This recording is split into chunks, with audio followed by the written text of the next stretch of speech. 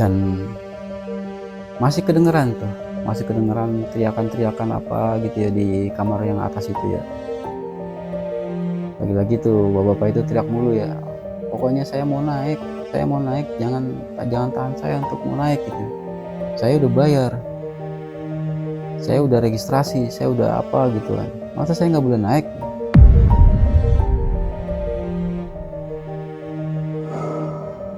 Jadi teman-teman ya, ternyata salah satu peserta dari trail run itu ada yang kesurupan.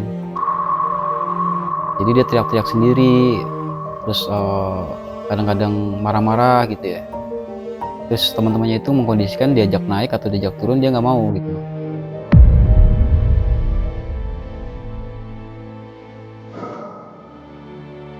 Bang, masalahnya apa gitu? Terus tiba-tiba Kang Senan ngeliat ke gua gitu ya, dengan muka yang agak-agak bingung gitu. Jadi masalahnya Mas Ete ya tadi. Anaknya udah nggak ada, udah meninggal.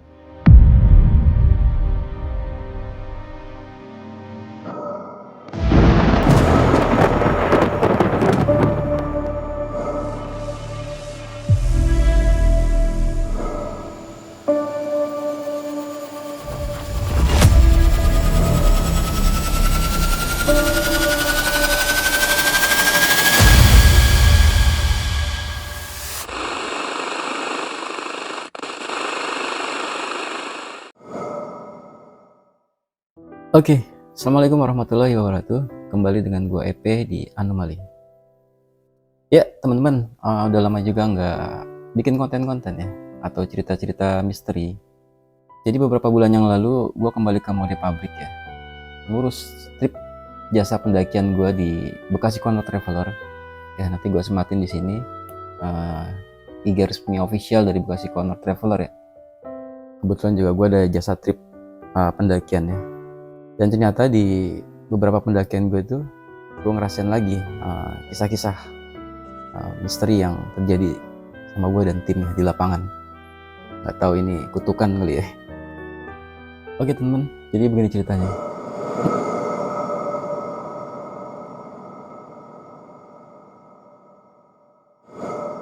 Jadi teman-teman, suatu ketika gue buka pendakian ya, trip jasa pendakian. Jadi kita berangkat tuh dari Bekasi ya, sekitar jam 8 malam ya. Karena emang meeting point gue ada di warung kopi sebelah kiri dari stasiun Bekasi Timur ya. Jumlah peserta gue itu sekitar 15 orang, 7 diantaranya adalah perempuan.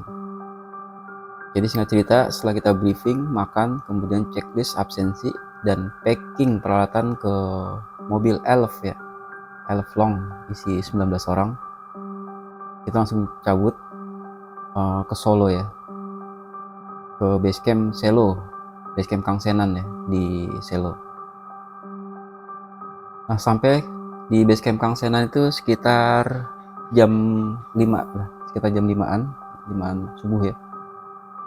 Terus teman-teman istirahat sebentar, ada yang apa namanya MCK teman-teman istirahat sebentar tuh, ada yang bersih-bersih, kemudian packing singkat, dan beberapa ada yang istirahat dulu, terus ada yang makan juga ya di base camp. Gak lama akhirnya gue registrasi ya ke Kang Senan sama ngurus pembekalan dan perizinan, dan alhamdulillah tidak ada masalah gitu ya. Bahkan yang biasanya kita checklist ya di pos registrasi di Basecamp Selo, alhamdulillah enggak gitu, karena sudah ada Kang Senan di sana gitu yang mengurus segalanya gitu. Thank you banget buat Kang Senan. Kemudian tim Advan berangkat nih bersama porter sekitar 3 orang ya. Jadi begitu kita sampai, peserta sampai area camp hingga orang terakhir, semua sudah siap dari tenda, logistik, dan coffee drink atau minuman penyambut lah, intinya seperti itu.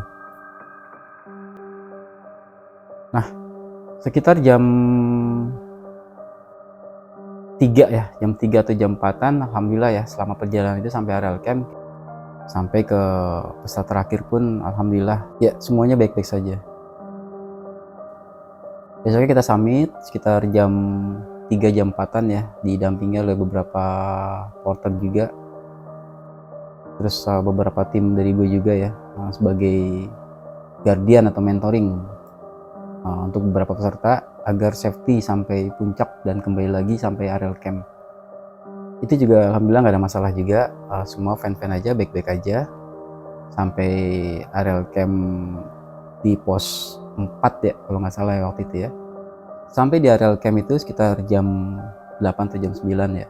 Kemudian makan ya untuk persiapan turun sampai beres-beres atau packing-packing, dan akhirnya tim advance turun duluan, peserta juga sudah pada turun, dan terakhir tim sweeper termasuk gua, Kang Senan, dan beberapa tim gue di lapangan.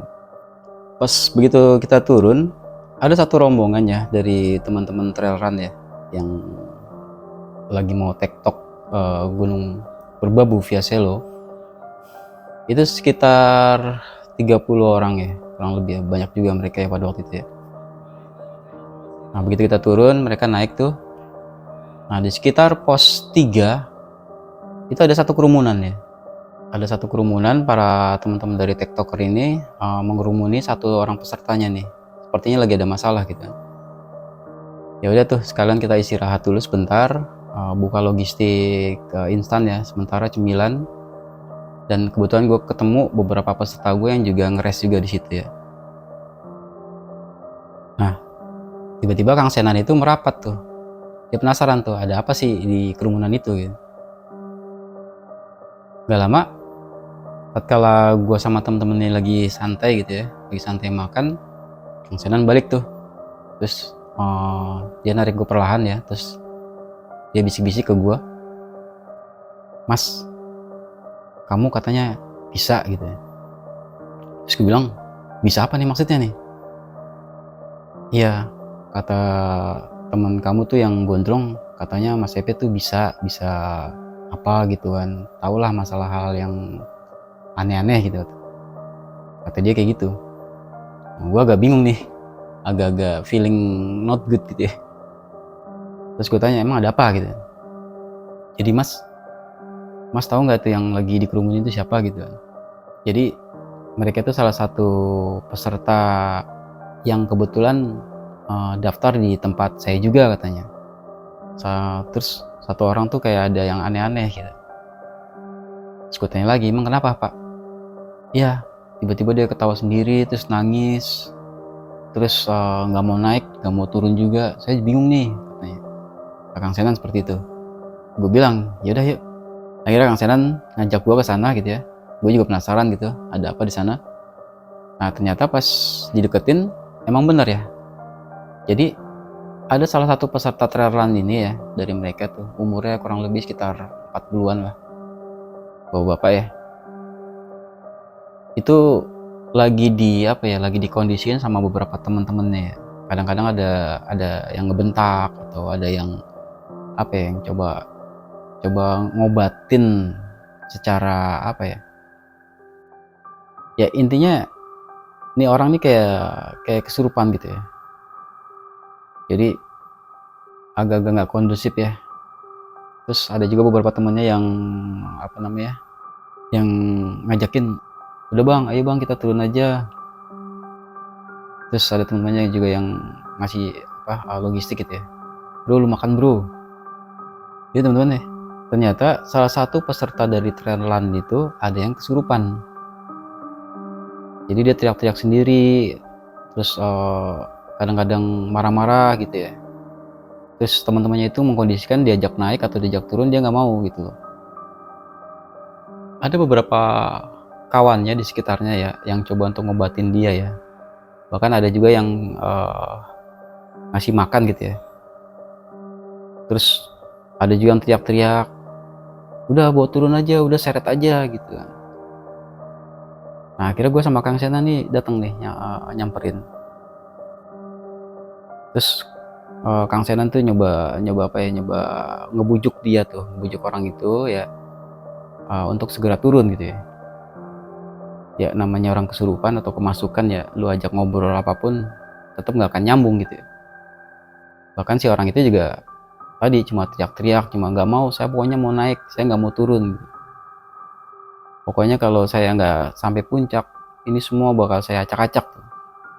Oh, dia marah-marah tuh di situ tuh. Akhirnya Kang Senan ngeliat gue nih, terus ditanya, jadi gimana Mas Epe gitu. Akhirnya gue bilang sama Kang Senan, Kang, ini mah mungkin jangan bilang kesurupan dulu gitu ya, mungkin nih orang kena hipo atau apa gitu kan, apalagi teman-teman traileran kan dia kan ngejar target ya, mungkin saja gitu lah. Sebelum berangkat tuh dia nggak makan, jadi sampai di pos 3 atau pos 4 ini, pos 3 ya, jadi sampai di pos 3 ini dia udah kecapean, udah keletihan, jadi ngomongnya ngaco-ngaco gitu kan. Ya analisis gue seperti itu gitu. Dan yang kedua, temennya ini banyak gitu loh, biarin aja temen-temennya yang ngondisiin gitu, kecuali kalau misalnya dia cuma berdua atau bertiga gitu. Tapi kan temennya ini banyak nih, ada sekitar 30 orang, biarin aja mereka dulu gitu. Saya nggak mau ikut campur. Akhirnya ya udah tuh, akhirnya kita coba ngeliatin dari jauh gitu kan. Lagi-lagi tuh apa ya, lagi-lagi dibentak gitu, bahkan ada satu orang yang coba untuk obatin gitu ya, di keluar lu, keluar gitu ya, dipencet-pencet lah apa gitu kan, kayak ketiaknya atau jempolnya, tapi tetap nggak ada reaksi ya. Tetap nih orang tiba-tiba dia ngeberontak, dia apa gitu kan, dia tetap teriak, saya nggak mau turun, saya mau naik, pokoknya saya nggak mau tahu, saya harus naik gitu. Terus akhirnya Kang Sanam baik lagi ke gue nih, CP ini jadi nih gimana ini, saya nggak enak juga sama teman-teman yang lain gitu kan, karena mereka juga daftarnya dari saya, dan mereka juga tanya nih ke saya, mesti diapain nih orang gitu. Akhirnya gue bilang sama Kang Senan ya, tunggu deh Kang, biarin aja dulu, mungkin perlu waktu gitu ya. Ya udah tuh, akhirnya gue balik ke tempat teman-teman gue ngumpul. Nah Kang Senan tetap di situ tuh, tetap ngeliatin gitu ya. Terus sampai gue di tempat teman-teman ini, teman-teman ada yang nanya gitu kan, kenapa tuh Bang gitu. Terus gue bilang, biasa deh, namanya juga pos 3 gitu ya. Jadi teman-teman, pos 3 di Selo ya, di bawah pos 3 sorry ya, di pos 2 ya, maaf, di pos 2. Jadi di pos 2 Selo ini emang agak-agak gitu ya, tapi ya mungkin nggak semua orang bisa ngerasain gitu. Cuma orang tertentu aja yang bisa ngerasain.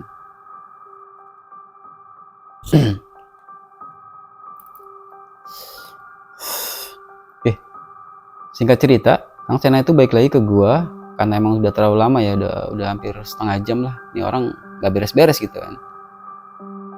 Akhirnya gue bilang sama temen gue, bro, lu ada yang bisa nggak tuh ngobatin tuh, coba tuh bantuin Kang Senan gitu.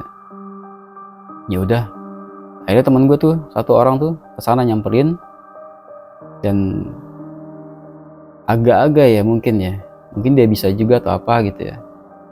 Nah akhirnya ketemu lah Kang Senan di sana. Gue lihat kan, gue liatin dari jauh nih, jadi sama temen gue tuh di apa ya, ya ada sedikit atraksi lah. Akhirnya coba kayak gini ya, biasa gitu ya. Nah tiba-tiba ya mungkin temen gue bisa juga ya, dan ternyata emang ada reaksinya gitu. Nah akhirnya tiba-tiba orang yang kesurupan itu ya, bapak-bapak yang kesurupan itu, tiba-tiba dia pingsan, dia nangis. Akhirnya dia mau dibujuk untuk turun ke bawah. Akhirnya ya udah tuh, temen gue balik ke tempat kita. Terus biasa gue, woi keren juga lu gitu. Bisa kan lu. Akhirnya singkat cerita, kita turun, karena emang gue lihat juga si orang itu yang kesurupan tadi emang udah agak kondusif ya, dan satu lagi emang bukan prioritas gue ya. Jadi gue suruh tim gue turun ke bawah, terus gue ngikutin di belakang ya. Sampailah kita di sekitar pertengahan antara pos 2 dan pos 1. Nah gue istirahat sebentar tuh di situ tuh. Nah tiba-tiba di belakang gue tuh kayak apa ya, kayak ada suara pendaki turun ya, cepet gitu ya, cuk cuk cuk cuk cuk gitu ya. Lari gitu sambil teriak-teriak, oh nggak mau gitu, nggak mau, saya mau naik gitu.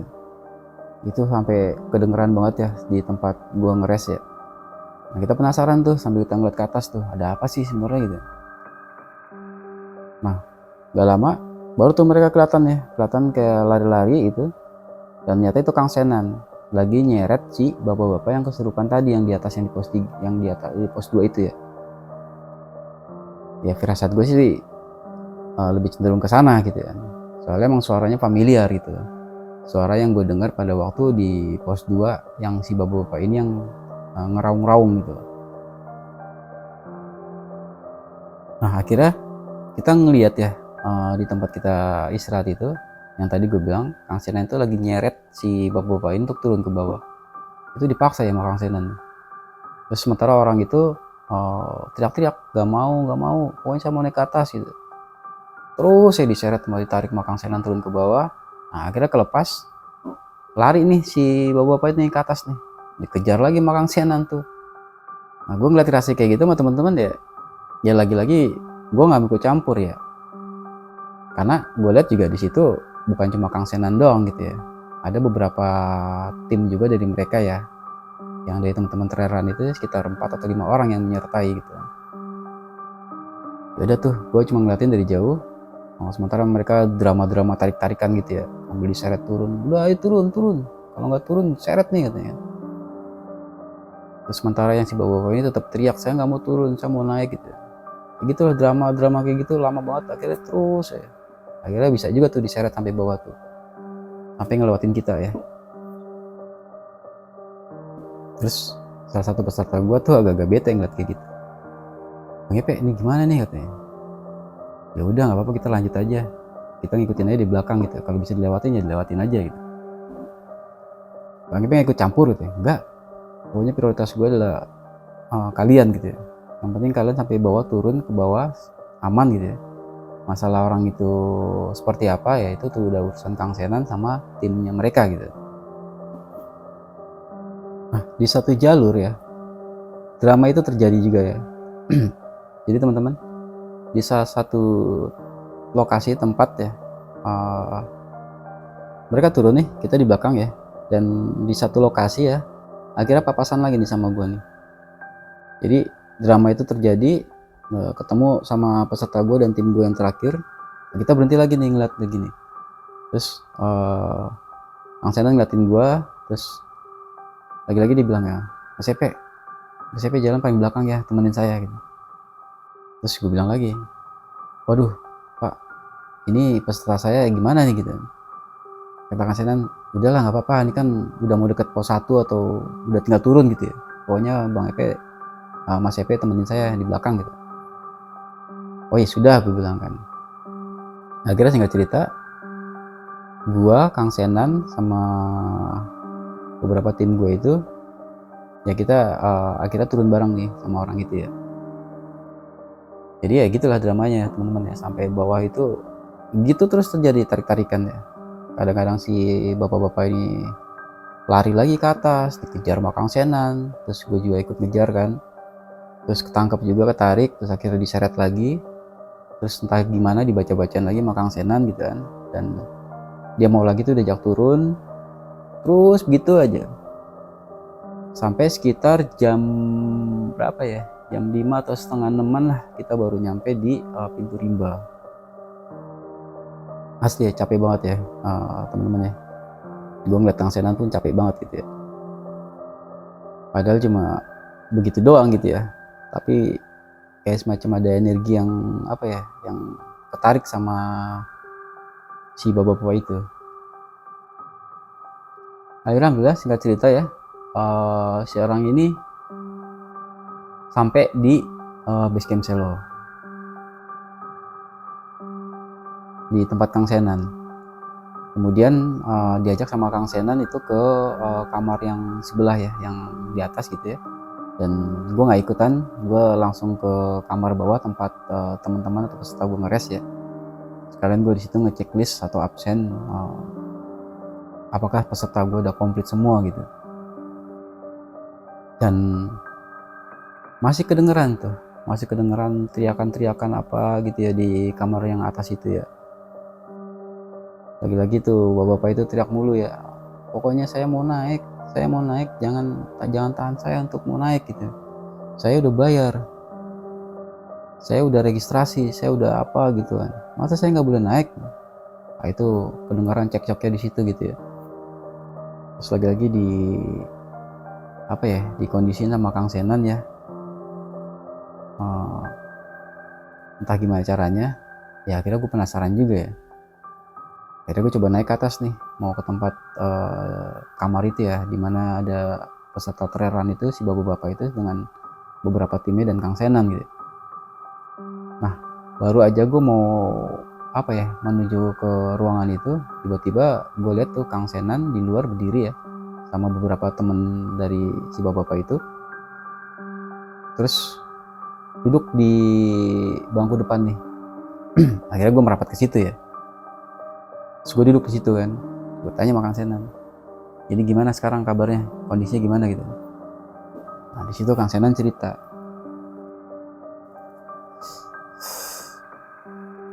aduh berat nih Mas Epe katanya, si bapak-bapak ini tetap mau maksa mau naik gitu ya.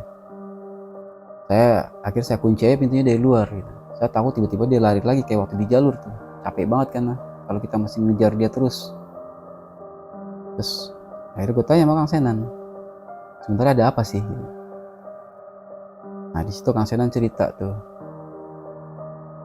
jadi menurut Kang Senan nih, si bapak-bapak ini dia pengen muncak gitu ya, dia tetap pengen naik gitu ya, karena dia sudah janji sama anaknya. Jadi begitu nanti dia di puncak, dia mau video call nih ceritanya nih sama anaknya bahwa dia udah sampai atas nih, bapak sudah sampai atas nak gitu kan bapak janji bapak pasti muncak gitu ya, nanti bapak kasih tahu sama kamu kata dia kan. Jadi rencananya seperti itu gitu ya. Ya terus gue tanya lagi, terus masalahnya apa gitu, biar aja dia sampai puncak gitu. Nanti sampai puncak dia telepon, emang misinya dia begitu kali. Dan lagi-lagi kan emang katanya dia udah janji gitu loh sama anaknya bahwa nanti kalau dia sudah sampai puncak dia udah buktiin ya, nanti dia telepon, dia bilang sama anaknya bapak udah sampai puncak gitu. Jadi maksud gue masalahnya apa gitu, masalahnya di mana gitu. Dan dia kan katanya juga bukan pertama kali gitu TikTok di Merbabu via Selo ini gitu ya. Dan kelihatannya juga ada bapak-bapak udah pendaki senior lah ibaratnya seperti itu ya.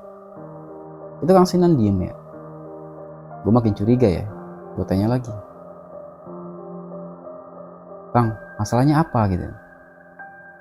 Terus tiba-tiba Kang Senan ngeliat ke gue gitu ya, dengan muka yang agak-agak bingung gitu ya. Jadi masalahnya Mas Epe katanya, anaknya udah nggak ada, udah meninggal.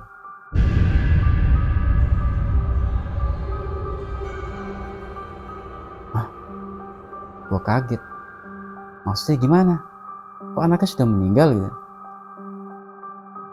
Iya Mas, jadi dia mau kasih tahu, mau telepon, mau video call anaknya di di Jakarta gitu ya, tapi anaknya udah meninggal gitu. Gue makin bingung dong, maksudnya gimana nih, dia sampai puncak dia video call sama anaknya tapi anaknya udah meninggal gitu. Gue masih nggak paham nih, masih coba nangkep gitu loh. Jadi Kang Senten ngejelasin lagi bahwa si bapak-bapak ini sebenarnya anaknya itu sudah meninggal udah lama gitu loh. Dan kalau dia sampai puncak terus kemudian dia video call sama anaknya, bagaimana bisa gitu? Ini orang halu nih, ini orang ngablu gitu ya. Akhirnya gue bingung dong. Iya juga gitu loh. Terus maksudnya gimana Kang Senan gitu? Jadi ada dua kemungkinan nih, antara si bapak-bapak ini bener masih kesurupan, masih ketempelan gitu kan, atau si bapak-bapak ini emang stres gitu kan. Udah gitu kalau emang dia stres, ya mau nggak mau ya nggak diizinin untuk muncak gitu. Pasti nanti bakal terjadi apa-apa sama dia, nah Kang Senan yang tanggung jawab gitu, karena dia daftarnya di basecampnya Kang Senan. Yang kedua, kalau dia emang ketempelan atau kesurupan atau apa gitu kan, ya berarti nih setannya emang rese gitu, gangguin psikologis si pendaki ini gitu. Ya akhirnya bingung juga gue ya. Jadi gue tanya lagi, jadi gimana menurut Kang Senan gitu. Justru saya mau tanya sama Mas Epe katanya. Jadi gimana ini? Gitu jadi tanya-tanyaan tuh. Waduh, gua agak-agak bingung juga ya. Maksudnya dalam hati, lagi-lagi ya gue bilang ya, dalam hati ya, itu bukan urusan saya sebenarnya gitu. Cuma karena gue ngeliat Kang Senan kebingungan, ya udah, akhirnya gue kasih satu solusi. Gini deh, terlepas antara si bapak-bapak ini stres atau kesurupan atau apalah, emang psikologisnya itu nggak cocok untuk melakukan suatu pendakian, gue bilang. Ya udah, Kang Sen udah bener untuk nahan dia untuk supaya tidak naik ke atas gitu. Jadi masalah dia marah-marah, dia teriak-teriak, ya itu biarin aja gitu. Ya paling nggak kalau mau doain ya kita coba doain aja bareng-bareng gitu. Ya udah, akhirnya Kang Senan sama beberapa temennya di situ ya ngajak gue masuk ke dalam gitu ya. Akhirnya di situ gua, kawan gua, Kang Senan sama beberapa tim dari mereka itu kita masuk ke dalam itu, kita coba ngondisin si bapak-bapak ini. Jadi emang apa ya, emang gue liat tuh emang mukanya tuh kayak muka apa ya, kayak orang stres gitu ya, kayak bukan apa ya, kalau dilihat emang kayak bukan dia gitu loh. Ya feeling gak enak lah, tapi gue nggak bisa mastiin ya apakah ini orang kesurupan atau apa ya. Gue tetap pada basicnya mungkin ya tadi dia stres ya, terlepas antara benar atau tidak bahwa anak itu meninggal, itu gue nggak tahu ya. Dan akhirnya coba tanya dari beberapa kawannya yang coba mengenal dia. Nah ternyata beberapa kawannya itu membenarkan gitu, bahwa si bapak-bapak ini sebelum dia pendakian itu anaknya emang sudah meninggal gitu ya, sekitar seminggu yang lalu atau 2 minggu yang lalu ya. Nah, terus gue tanya, itu sih kalau udah kayak gitu kenapa kenapa naik gunung gitu, kenapa ngelakuin suatu pendakian gitu. Ya awalnya si bapak-bapak ini minta izin gitu ya, dia mau nge-refresh gitu ya, dia mau apa namanya, uh, nge-refresh atau refreshing gitu ya, maksudnya dia berduka gitu ya untuk menghilangkan duka dia gitu kan. Dia mau mau naik gunung gitu, mau ikut tektok gitu. Awalnya seperti itu. Nah, akhirnya mereka mengizinkan nih untuk bergabung bersama gitu kan di tim itu, untuk tektokan di Gunung Merbabu ya. Ya cuma masalahnya tadi ya, masalahnya ini orang anehnya apa ya? Tadi gue bilang dia teriak-teriak, dia nggak apa sih, tetap maksa, apalagi yang lebih apa ya, yang lebih klimaksnya itu pada saat dikunci dari luar itu dia gedor-gedor tuh, dia gedor-gedor terus pintunya, buka buka, kenapa saya nggak diizinin naik gitu, dia teriak-teriak, saya mau naik, saya mau telepon anak saya katanya. Ya udah, akhirnya kita coba cooling down gitu ya, kita coba untuk santai. Nah, akhirnya dibuka makanan, kita masuk. Nah, dan akhirnya ya gue coba untuk doain atau baca-baca gitu ya, di samping dia gitu ya, kondisiin dia sama beberapa tim yang lainnya ya, termasuk kawan gue tadi yang nolongin dia waktu kita masih di jalur. Nah, alhamdulillah ya, setelah didoain, setelah dibacain atau apa ya, dikondisiin, uh, makin lama makin tenang dianya itu, makin santai. Akhirnya ya udah, karena dia udah tenang, udah santai, kemudian dibikinin teh hangat atau apa gitu kan, dan gak lama dia tertidur tuh. Ya udah, akhirnya kita keluar lagi, gue duduk lagi sama Kang Senan tuh di situ, kita obrolin lagi, kita bahas lagi ya. Masih penasaran sih, masih penasaran apa yang terjadi ya. Cuma emang apa ya, kesimpulan yang gue ambil ya, ini bapak-bapak ini mungkin stres kali ya. Tetap gue mengacu ke situ ya. Dia stres karena anaknya meninggal beberapa minggu yang lalu. Kemudian dia minta izin sama rekan-rekan setimnya untuk melakukan suatu pendakian ya, untuk menghilangkan rasa duka itu ya. Gue pikir itu juga sebenarnya nggak ada masalah ya. nggak ada sesuatu yang apa ya, yang bikin dia tuh nggak boleh naik gunung, dia nggak boleh ini, nggak boleh itu gitu kan. Asalkan dia didampingi sama teman-temannya juga gitu, dia nggak sendiri di sana. Ya, singkat cerita, setelah itu ya gue beres-beres sama tim gue, sama peserta gue. Terus emang sudah waktunya untuk gue apa namanya, pulang ya, menyelesaikan misi pendakian ini gitu ya. Nah, akhirnya gue pamitan sama Kang Senan, terus jadi pesan aja gitu ya, mungkin kalau misalnya nanti teman-temannya sudah turun ya, jadi gimana caranya supaya nih orang tetap nggak boleh naik gitu ya. Mungkin nanti apapun yang terjadi, dia mau teriak-teriak lagi atau dia mau mau berontak lagi untuk ke atas, jadi usahakan supaya dia tidak melakukan satu pergerakan untuk pendakian gitu ya. Kita supaya untuk naik gunung sampai teman-temannya itu turun, kemudian selesaikan pendakian mereka, kemudian pulang gitu. Nah, akhirnya setelah gue sampai rumah nih sama tim gue ya, udah sampai ke Bekasi, si gue sudah menyelesaikan pendakian ini, sudah kelar. Nah, sampai rumah, sampai base camp ya, base camp yang di Bekasi ya, gue telepon Kang Senan nih, gue pengen tahu gimana keadaan terakhir atau kondisi terakhir dari si bapak-bapak ini. Nah, di situ Kang Senan cerita tuh pas gue telepon, iya Mas Epe, saya udah tahan nih si bapak-bapak ini sampai temennya turun, dan saya juga udah bilangin sama mereka untuk langsung pulang gitu ya, kalau udah nggak ada kegiatan lagi langsung aja mereka pada pulang semua.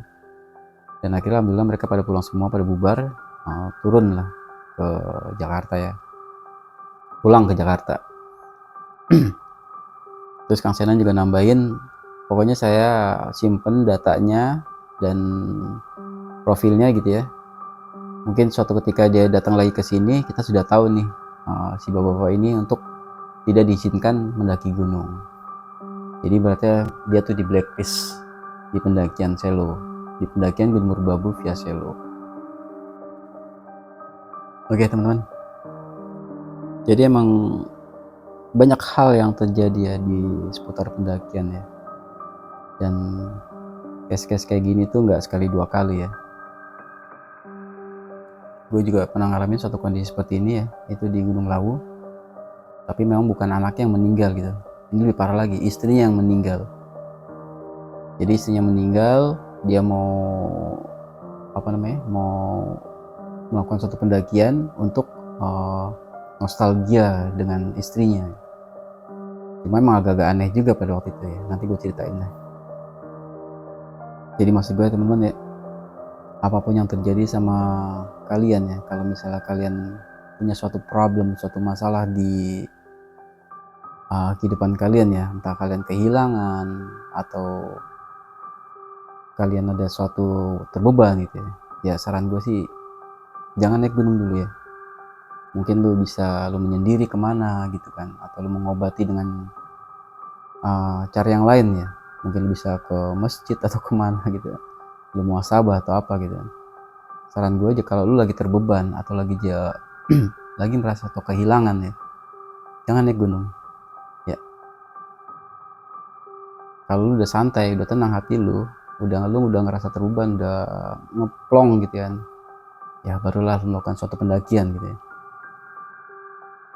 Jadi kasus-kasus pendakian hilang atau pendakian apa ya, tersesat gitu ya, yang ternyata masalahnya simpel karena lu patah hati atau lu merasa terbeban gitu,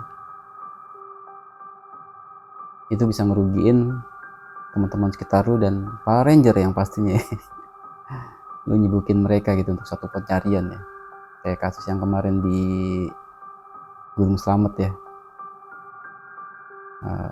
Ya teman-teman tau lah, gue gak usah bahas ya.